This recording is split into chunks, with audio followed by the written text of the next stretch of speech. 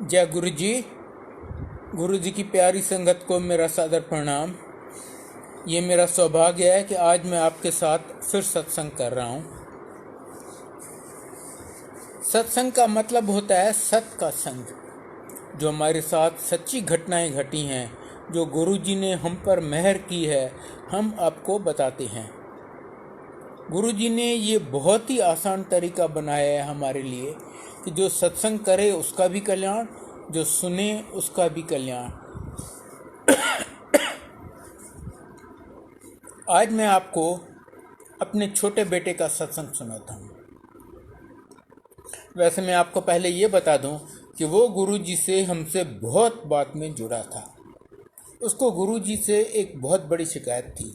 कहता आपके गुरु जी सब ठीक कर देती हैं, कोई हेल्थ प्रॉब्लम हो, पैसे की, नौकरी की, मकान की, पासपोर्ट, वीज़ा, कोई भी प्रॉब्लम गुरुजी सब सॉल्व कर देती हैं।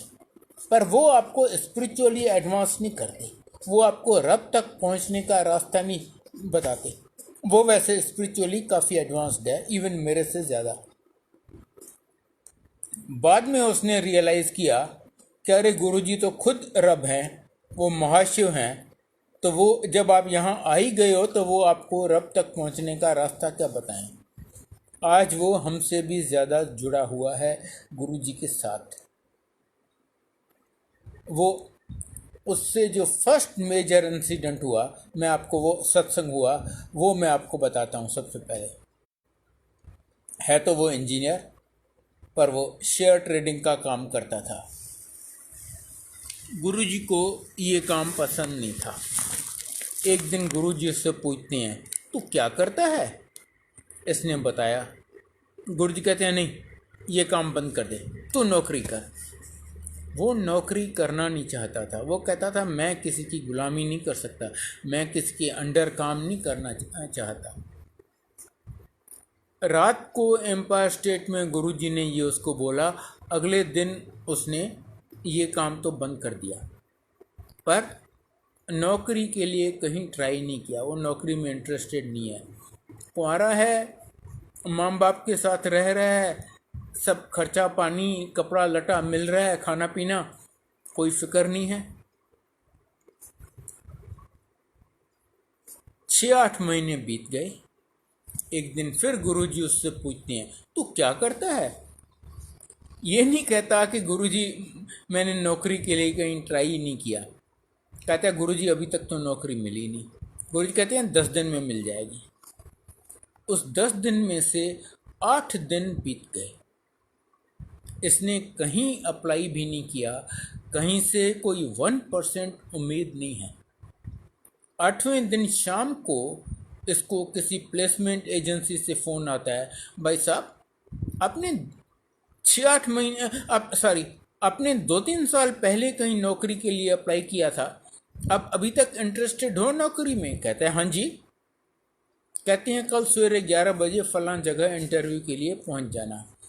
वहीं गुड़गांव में ही हमारे घर से कोई 2 किलोमीटर दूर। और ये शाम को अपॉइंटमेंट ऑर्डर लेके आ गया। आफ्टर ऑल अगर गुरुजी ने कहा है 10 दिन में नौकरी मिल जाएगी, तो 9वें दिन तो मिल सकती है, 11वां दिन नहीं हो सकता। गुरुजी का वचन थोड़ी गलत हो सकता है। उसने नौकरी ज्वाइन कर ली और कुछ टाइम बाद उसका ट्रांसफ़र चंडीगढ़ हो गया। अब मैं बताता हूँ कि उसको शादी कैसे हुई उसकी। एक भाटिया अंकल आंटी हैं, उन दिनों वो रोहिणी में रहते थे। उनको कोई बेटा नहीं, 2 बेटियाँ। बड़ी बेटी की शादी हो गई है, well settled in America, happily married. छोटी बेटी माँ बाप के साथ रहती है रोहिणी में। एक दिन गुरुजी उसके सपने में, उसने बीकॉम पास किया और आगे B.Ed करने का सोच रही थी। एक दिन गुरुजी उसके सपने में आते हैं, तो आगे क्या करने का सोच रही है? कहती है गुरुजी B.Ed करूँगी। गुरुजी कहते हैं नहीं, B.Ed नहीं, तो M.Com कर। उसने दिल्ली यूनिवर्सिटी में M.Com के लिए अप्लाई किया। उसका एडमिशन नहीं हुआ। इसने कॉलेज वालों से पूछा, भाई साहब यहाँ कोई सेकंड लिस्ट निकलने की उम्मीद है? कहते हैं जी इस कॉलेज में आज तक तो कभी सेकंड लिस्ट निकली नहीं है। हाँ, आपकी किस्मत होगी तो इस बार निकल जाएगी। पर इसको मन में था कि जब गुरुजी ने कहा है ना कि B.Ed कर, तो एडमिशन तो वो दिलाएंगे ही। जुलाई ख़त्म हो गई, अगस्त, सितंबर, अक्टूबर, ये बार बार फ़ोन करती, बार बार वही स्टेरियोटाइप रिप्लाई मिलता कि आज तक तो इस कॉलेज में लिस्ट निकली नहीं है, सेकंड लिस्ट, आपकी किस्मत होगी तो इस साल निकल जाएगी। एंड ऑफ अक्टूबर एक दिन उसने फिर फ़ोन किया कॉलेज को, भाई साहब कोई सेकंड लिस्ट निकलने की उम्मीद है? कहते हैं हाँ जी, लिस्ट बन रही है, कल सवेरे आके नोटिस बोर्ड पे देखना। अगले दिन सवेरे वो गई कॉलेज में, वहाँ कोई 50-60 की लिस्ट लगी हुई थी, सबसे ऊपर इसका नाम, और गुरुजी ने इसका क्या कल्याण किया, 50-60 और का भी कल्याण कर दिया। उसकी एडमिशन हो गई, उसने M.Com कर लिया और उसको गुरुजी की कृपा से सून इनफ यहीं दिल्ली में कोई नौकरी मिल गई। अब मैं उसकी शादी का बताता हूँ। एक दिन गुरुजी फिर उसके सपने में आते हैं, और तेरी माँ ते मेरा सिर खा जाती है तेरी शादी वास्ते। उन्होंने कहा फिक्र ना कर, तेरी शादी मैं करवाऊँगा, तेनू हीरे वर्गा मुंडा देंगा। ये सवेरे उठी, अपनी मम्मी से पूछती है, मम्मी आप क्या गुरुजी का सिर खा जाते हो मेरी शादी के लिए? वो कहती है नहीं बेटी, ऐसी बात तो नहीं है, पर माँ बाप को तो शादी की फिक्र होती है ना बेटी की। कल शाम को तुम्हारे पापा और मैं तुम्हारी शादी डिस्कस कर रहे थे, तो हमने गुरुजी से अरदास की, गुरुजी आप ही कुछ कृपा कीजिए। कहती है गुरुजी ने ये जवाब दिया है, अब तू चुप करके बैठ जा। वो चुप करके बैठ गए। 14 मई 2007, जिस दिन लास्ट टाइम गुरुजी बड़े मंदिर में आए थे, जहाँ तक मुझे पता है, जब वो फिजिकल फॉर्म में थे। उन दिनों बड़े मंदिर में बहुत काम चल रहा था। मैं था, मेरी आंटी थी, बहुत सेवादार हुआ करते थे। मैं, मेरी aunty, Bhatia uncle, Bhatia aunty और भी बहुत सारे थे। जैसे हमारी सेवा ख़त्म हुई, हम जाने लगे, देखा गुरुजी आ रहे हैं। अब गुरुजी आए हो तो किसका जी करेगा जाने को। हम सब भागते हुए फिर वापस आ गए। गुरुजी जो फ्रंट लॉन है, जहाँ पर भी वो झूला और फाउंटेन लगा है, वहाँ पर एक पुरानी कुर्सी पे बैठ गए और संगत काफ़ी सारे नीचे। ज़्यादातर सेवादार हमारे जैसे वो बहाना करने लगे कि भाई हाँ वो कुछ सेवा ये वो कर रहे हैं, इधर उधर कुछ ना कुछ करने लगे। गुरुजी बैठे थे बड़े जावेल मूड में, एक एक के साथ बात कर रहे थे। कुछ देर बाद एक सेवादार को बोलते हैं, और जा तू भाटिया अंकल आंटी ने बुला के ले आ। वो उन दोनों को बुला के ले आया। वो आके बाकी सेवादारों के साथ नीचे बैठ गए। गुरुजी भाटिया अंकल से बात करने लगे। बात क्या करते, सवाल भी खुद पूछते, जवाब भी खुद पूछते। हाँ, तो आप कहाँ काम करते थे? न्यू इंडिया इंश्योरेंस कंपनी में। हाँ जी गुरुजी। वहाँ से क्या वॉलंटरी रिटायरमेंट ले लिया? हाँ जी गुरुजी। ले, एक वेला मैं बैठा सी तो एक और वेला आ गया। कहाँ रहते हो? रोहिणी में। हाँ जी गुरुजी। वो जो कोर्ट है उसके बगल में? हाँ जी गुरुजी। वो जो मॉल है उसके पीछे? हाँ जी गुरुजी। लाइक दैट, सवाल भी खुद पूछते, जवाब भी खुद देते। यहाँ पर एक सेवादार दूसरे को बोलता है, अरे यार देखो ना गुरुजी इससे कैसे बातें कर रहे हैं, जैसे सालों बाद कोई पुराने दो जिगरी दोस्त मिले हों और वो मेमोरीज रिकॉल कर रहे हैं। वो कहता है इस अंकल को यहाँ आए 5 साल हुए हैं और आज पहली बार गुरुजी इससे बात कर रहे हैं। आपको तो अभी 1 साल ही हुआ है यहाँ आए। खैर ये चलता रहा। कुछ देर के बाद किसी और सेवादार को भेजे, जा तू जेठरा अंकल आंटी ने बुला के ले आ। हम दोनों भी आए, बड़े खुश, बैठ गए नीचे। गुरुजी ने मेरे से ज़्यादा बात नहीं करी। मेरे से वैसे भी वो बातें करते रहते थे। कुछ देर के बाद हमें कहते हैं, भाटिया अंकल आंटी के लिए, ये बहुत अच्छे लोग हैं, भाटिया अंकल आंटी को बोलते हैं हमारे लिए ये बहुत अच्छे लोग हैं, इनकी बेटी और इनका बेटा आपस में शादी कर लो, बात खत्म। भाटिया अंकल आंटी तो बड़े खुश हुए जी, वो हमें जानते थे कि बेटी की शादी फिक्स हो गई है। हम घर आए, हमने आके बेटे को फ़ोन किया चंडीगढ़ में, बेटा गुरुजी ने आज तेरी शादी फिक्स कर दिया है। कहते हैं आपने मान कैसे लिया, आपको तो पता है मैं शादी नहीं करना चाहता, मैं तो बस सारा दिन मेडिटेशन में बैठा रहूँगा, कोई लड़की मुझे समझ नहीं पाएगी, मैं क्यों उसकी ज़िंदगी बर्बाद करूँ। हमने कहा भैया हमारी तो हिम्मत नहीं पड़ती गुरुजी से बात करने की, तुम्हें बात करनी है तो तुम आके उनसे बात कर लो।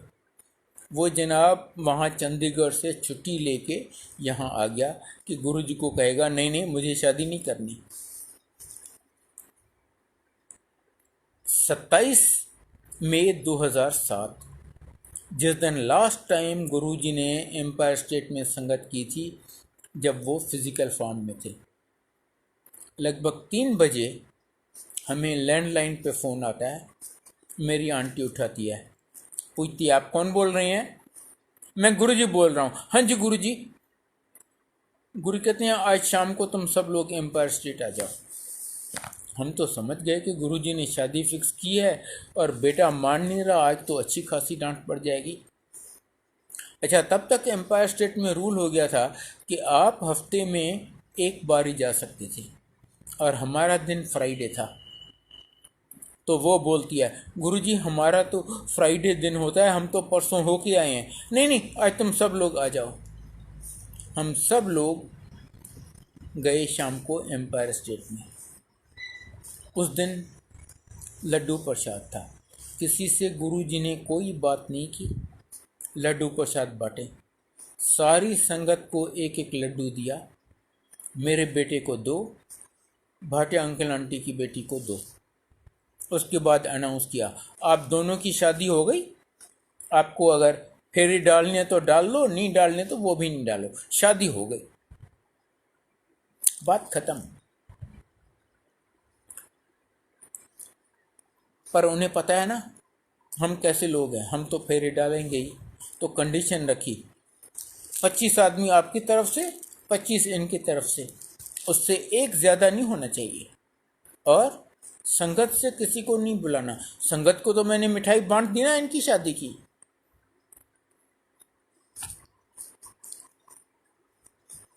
जनाब हमारे लिए इतना प्रॉब्लम हो गया, मुझे 2 बेटे हैं, एक बेटी, उनको और उनके स्पाउस और बच्चों को मिला के ही हम 11 लोग हो जाते हैं। 2 कोड़म, अब उनको तो बुलाएंगे ही। 8 मेरे 7 और भाई बहन हैं, कईयों को बेटा बहू बेटी दामाद। मेरी आंटी को 4 सिस्टर्स, सॉरी मेरी आंटी को 4 ब्रदर्स और 1 सिस्टर। अब यही कितने हो जाएंगे, पर गुरुजी ने कंडीशन लगी। अब देखिए मुझे 4 ब्रदर्स हैं, उसमें से उस डेट को 2 की डेथ हो चुकी थी। एक जो मेरे से जस्ट छोटा था वो दिल्ली में रहता था, आनंद विहार में, वो गुरुजी को नहीं मानता था। तो उसको मैंने बोला भैया शादी में या तुम और तुम्हारी भाभी जी आएंगी या तुम्हारा बेटा बहू, चारों नहीं। कहते हैं तुम्हें ज़रा सी भी शर्म नहीं आ रही, तुम्हारा एक भाई बचा है उसको भी ऐसे इनवाइट कर रहे हो। मैंने कहा हाँ भैया मैं तो ऐसे इनवाइट करूँगा, मैं अपने गुरुजी को तो डिसोबे नहीं कर सकता। फिर हमने गुरु पूर्णिमा के दिन में शादी की और शाम को आके इन्होंने बड़े मंदिर में गुरु ब्लेसिंग्स ली। अच्छा, एक चीज़ मैं आपको बताना भूल गया, गुरुजी ने मेरे बेटे हितेश को क्यों वो शेयर का ट्रेडिंग का काम छुड़वा दिया। आपको पता है 2008 में शेयर मार्केट क्या बुरी तरह क्रैश हुआ था। अगर उस डेट को वो शेयर मार्केट में एक्टिव रहता ना, तो न सिर्फ वो डूबता, वो साथ में माँ बाप को भी लूटता, माँ बाप को भी बर्बाद कर देता। गुरुजी ने पहले ही उसको वो मार्केट से छुड़ा दिया, बाहर निकाल दिया। ये हैं हमारे गुरुजी। आप पर कभी कोई मुसीबत नहीं आने देते। वो जानती हैं, वो तो महाशिव हैं, आपके पास प्रेजेंट और फ्यूचर जन्मों का सब जानते हैं। उनको सब पता है कब कहाँ क्या होने वाला है, और आप उन्हें बताएं या ना बताएं, उनसे कुछ पूछें या ना पूछें, जो आपके लिए बेस्ट है वो करते हैं। बस आपको ये करना है कि जो वो कहें वो ज़रूर करना है, बेशक आपको समझ आए ना आए कि ये ऐसा मुझे क्यों कह रहे हैं। अब मैं इनको बच्चे का बताता हूँ। इनके कुछ देर बाद इनको गुरुजी का मैसेज आया कि आप अपनी फैमिली बढ़ाओ। अब गुरुजी चाहती हूँ ये फैमिली बढ़ाएं तो कैसे नहीं होगी। सून इनफ मेरी बहू ने कंसीव किया। जब वो एक्सपेक्टिंग थी, हमें गुरुजी से बहुत क्लियर इंडिकेशंस मिले कि उसको लड़का होगा। हमने ओपनली अनाउंस कर दिया कि इसको तो लड़का होगा। यहाँ तक कि मेरी बहू की जो दीदी यूएस में रहती थी, इसने उसको भी बोल दिया, दीदी मुझे तो बेटा होगा, तो आप सब कपड़े बच्चों के लड़के के बनाना, कोई लड़की का कपड़ा नहीं बनाना। शादी डिलीवरी हुई यहाँ पर गुड़गांव में, हमारे घर के एकदम पास उमकल हॉस्पिटल में है। मेरी आंटी वहाँ थी। वो डॉक्टर डिलीवरी करवा के बाहर आई, पूछती है निधि चित्रा के साथ कौन है। मेरी आंटी बोलती है मैं हूँ। समझ गई कि डिलीवरी हो गई है। कहती है हाँ हाँ मुझे पता है लड़का हुआ है। वो कहती है नहीं लड़की हुई है। अब मेरी आंटी वाज शॉक्ड, क्योंकि गुरु जी की इंडिकेशन कभी गलत नहीं हो सकती। उन्होंने कहा था लड़का होगा और ये कह रही है कि लड़की होगी। हमारी समझ से ये बात एकदम बाहर थी। 15-20 मिनट के अंदर भाटिया आंटी को किसी अननोन संगत का फोन आता है कि आंटी बधाई हो, तुम्हारी बेटी को बेटी हुई है। अगेन शी वाज शॉक्ड कि ये कैसे, इसको कैसे मालूम। डिलीवरी होनी है पर वो आज भी हो सकती है, 2 दिन बाद भी हो सकती है। और दूसरा, हमने सबको कह रखा था और इतना अर्ली था, डिलीवरी हुए जस्ट 15-20 मिनट हुए थे। भाटिया अंकल आंटी और जित्रा अंकल आंटी के सिवा किसी और को पता नहीं था कि डिलीवरी हो चुकी है। ये कैसे कहती है, और ये कहती है कि लड़का हुआ है। नेचुरली उसने पूछा कि आपको कैसे मालूम कि लड़का हुआ है। कहती है रात को गुरुजी मेरे सपने में आए थे, उन्होंने मुझे दिखाया कि इसको बेटा होता है। वो बेटा बड़ा होके ऐसा नालायक निकलता है, माँ बाप दोनों सर पे हाथ देके बैठे हैं। अरे यार हमें कैसा बेटा मिल गया, इतनी बड़ी दाढ़ी, इतने बड़े बाल, हिप्पी टाइप। कहते हैं अरे यार हमें कैसा बेटा मिला है, हम ना जी सकते हैं ना मर सकते हैं, इसलिए मैंने उसको लड़की कर दिया। मैं बेटा तो किसी को भी दे देता हूँ, बेटी बहुत भाग्यवानों को देता हूँ। ये है हमारे गुरुजी।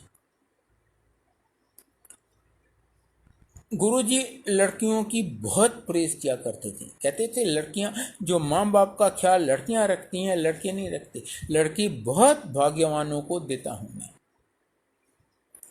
अच्छा, फिर हमें गुरुजी से इंडिकेशंस मिले कि इसका नाम नंदिनी रख दो। इन्होंने नंदिनी नाम रखा। तब तक मेरे बेटे की ट्रांसफ़र हो गई बेंगलोर में। वहाँ शायद आप जानते होंगे, आप में से कुछ लोग जानते होंगे, वहाँ पर जो दूध, पॉपुलर दूध बिकता है, उसका ब्रांड नेम है नंदिनी। तो ये दोनों माँ बाप वरीड थे, अरे यार ये स्कूल जाएगी, इसके फ्रेंड्स तो इसको छेड़ेंगी, अरे नंदिनी दूध, नंदिनी दूध। गुरुजी की ऐसी कृपा हुई कि सून इनफ मेरे बेटे का ट्रांसफ़र नोएडा हो गया और वो यहाँ आ गया। कोई एम्बेरसमेंट, कोई परेशानी नहीं। गुरुजी आपकी हर छोटी बड़ी चीज़ का इतना ख्याल रखते हैं, इतना ख्याल रखते हैं ना, कि बस कुछ कहने की बात नहीं है। अब मैं आपको एक और चीज़ खास बताना चाहूँगा।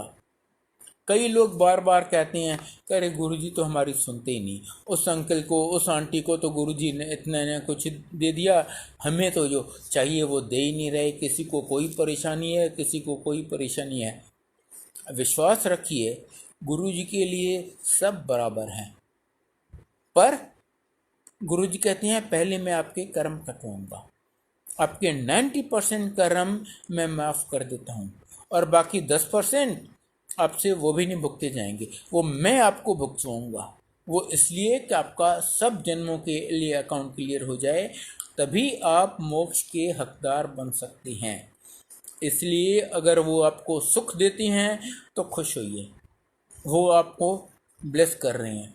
दुख देती हैं, जो आपको चाहिए वो नहीं दे रहे, तो भी खुश होइए, उनका शुक्रिया अदा कीजिए, क्योंकि वो आपके कर्म कटवा रहे हैं, आपको मोक्ष का हकदार बना रहे हैं। उनको कोई फ़र्क नहीं पड़ता, वो आपको इमीडिएटली जो आपको चाहिए दे सकते हैं, पर वो देते वही हैं जो आपके लिए अच्छा हो, आपकी पूरी पूरी फैमिली के लिए अच्छा हो। मैं आपको 2 सत्संग बताता हूँ रिले इस बात पे। पहला मेरा अपना 2004 की बात है, अर्ली 2004, मुझे हार्ट का प्रॉब्लम हो गया, मेरी सांस बहुत उखड़ जाती थी। एक आध स्पेशलिस्ट को दिखाया, कहा जी एंजियोग्राफी करवा लो, और लगता है कि बाईपास ऑपरेशन कराना पड़ेगा या कम से कम स्टेंट डलवाने पड़ेंगे। मैंने बत्रा हॉस्पिटल में अपॉइंटमेंट ले ली एंजियोग्राफी के लिए। उसके बाद गुरुजी को बताया, गुरुजी मैं बत्रा हॉस्पिटल में एंजियोग्राफी करवाने जा रहा हूँ। कहते नहीं, बत्रा में नहीं, तू एम्स में करवा। क्यों? क्योंकि उनको पता था मेरी एंजियोग्राफी में क्या होने वाला है, और कुछ प्लेसेस पे वो ज़्यादा ब्लेस कर सकते हैं। एम्स में तो आपको पता है 6-6, 8-8 महीने आपको अपॉइंटमेंट ही नहीं मिलती। गुरुजी की कृपा से मुझे 2-3 दिन में अपॉइंटमेंट मिल गई, मेरी एंजियोग्राफी हुई। कहते हैं आपको एक साइलेंट हार्ट अटैक हो चुका है। साइलेंट मतलब तब आपको पता नहीं चला, आपकी हार्ट बहुत डैमेज्ड है और आपकी तीनों आर्टरीज ब्लॉक्ड हैं। फ़िलहाल तो वो मुझे आईसीयू में ले गए। वहीं पर आईसीयू में कोई 1-1.5 घंटे के बाद मुझे सेकंड मैसिव हार्ट अटैक हुआ और मैं मर गया। डॉक्टर्स ने कहा ख़त्म है ये, इसकी हार्ट चल नहीं रही, पल्स है नहीं, इसमें कुछ बचा ही नहीं है। पर गुरुजी की कृपा से डॉक्टर्स ने पता नहीं क्या किया, हार्ट मैसेज किया, मुझे इलेक्ट्रिक शॉक दिया या क्या किया, मुझे रिवाइव कर दिया। बड़े खुश हुए जी, हाँ जी हमने इसको रिवाइव कर दिया। हमें तो पता है कि किसने मुझे रिवाइव किया। मैं वहाँ आईसीयू में पड़ा रहा, जूनियर डॉक्टर्स नर्सेस करते रहे जो उनको करना था। रात को 9 बजे जो senior doctor in charge of the shift था वो आया। वो तो मेरी हालत देख के दंग रह गया, अपने स्टाफ पे गर्म हो गया। कहता है आपने इसको ऐसे कैसे छोड़ दिया, मुझे उसी टाइम क्यों नहीं बुलाया, इसको तो कभी भी थर्ड हार्ट अटैक आएगा and that will be the and, कोई कुछ नहीं कर पाएगा, आपको मुझे उसी टाइम बुलाने चाहिए था, आपने इतने घंटे बर्बाद कर दिए। मेरी आंटी को उसने अच्छी तरह समझाया। कहता है देखो इसका इमीडिएट बाईपास ऑपरेशन करना पड़ेगा, और इमीडिएट मीन्स अभी, मैं सवेरे तक वेट कर नहीं सकता, तब तक तो ये पता नहीं कहाँ पहुँच जाएगा। और आजकल तो बाईपास ऑपरेशन मामूली बात हो गई है, हर हॉस्पिटल में रोज़ पता नहीं कितने होते रहती हैं। पर जो इसकी हालत है वेरी रिस्की, हो सकता है ये ऑपरेशन टेबल पे ख़त्म हो जाए और मैं कुछ नहीं कर पाऊँ।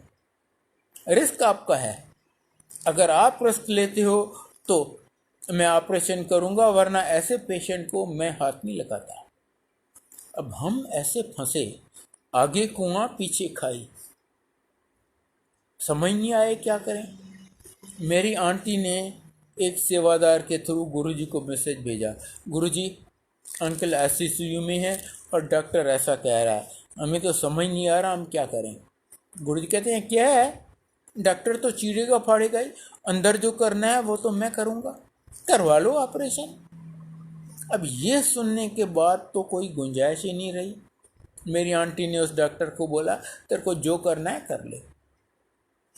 वो बेचारा सवेरे 9 बजे से ड्यूटी पे था, रात को 11 बजे मुझे ऑपरेशन थिएटर में ले गया। सारी रात मेरा ऑपरेशन हुआ, 6.5 घंटे। सवेरे 5:30 बजे जैसे वो मुझे ICCU में वापस ले आए, देखा अंदर एक आर्टरी बस्ट हो गई है। फिर ऑपरेशन थिएटर में ले गए, फिर खोला, फिर 2.5 घंटे उनको जो करना था किया। इस ऑपरेशन के बाद नॉर्मली लोग 1-1.5 दिन ICCU में रहती हैं, 3-4 दिन हॉस्पिटल में। मैं 1 हफ्ता ICCU में था with every possible life support system, pacemaker, oxygen, पता नहीं क्या क्या, every possible life support system के साथ 3 हफ्ते हॉस्पिटल में था। बार बार कॉम्प्लिकेशंस हो जाती, 2 बार फिर एडमिट हुआ एज इंडोर पेशेंट। 3 महीने मैं करवट नहीं बदल सकता था। मेरे लंग्स इतने कमज़ोर हो गए थे कि 3 महीने मैं एक अक्षर नहीं बोल सकता। मैंने, मेरी पूरी फैमिली ने इतना सफ़र किया, इतना सफ़र किया, आप सोच भी नहीं सकते। पर ये 16 साल पुरानी बात है, 2004 की। आज 2020 है, 16 साल बीत गए हैं, मैं एकदम भला चंगा आपके सामने हूँ। इनफैक्ट आई टेल यू, मुझे हर 3-4 महीने चेकअप के लिए जाना पड़ता है।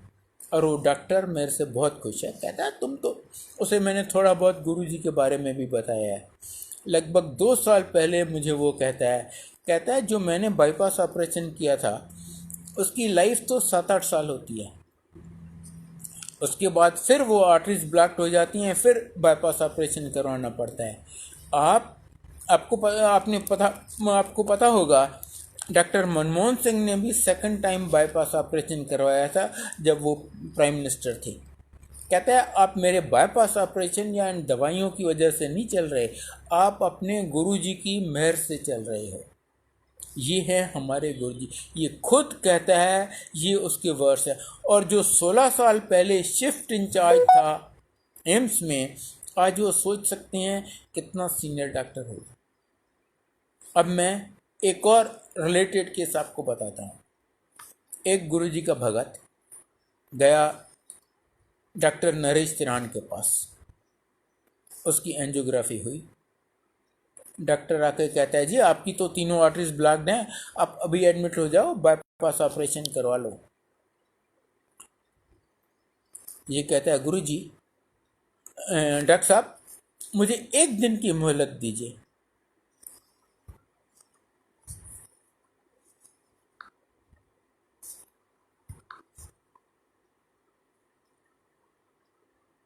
ये कहता है डॉक्टर साहब मुझे 1 दिन की मोहलत दीजिए। डॉक्टर कहता है ठीक है, कल सवेरे आ जाना। ये शाम को गया गुरुजी के पास। गुरुजी, डॉक्टर्स कह रहे हैं मुझे इमीडिएट बाईपास ऑपरेशन करवाना पड़ेगा। वो कहता है कुछ नहीं है तेरे को, वहम ना कीता कर। ये कहता है गुरुजी डॉक्टर तो कह रहे हैं मेरी तीनों आर्टरीज ब्लॉक्ड हैं, उसके हाथ में एंजियोग्राफी की रिपोर्ट है। गुरुजी कहते हैं ले डॉक्टर नु की पता, बह जा। अब हाथ में एंजियोग्राफी रिपोर्ट है, आप उसको बोलो डॉक्टर नु की पता, उसको तो समझ नहीं आए क्या बोले।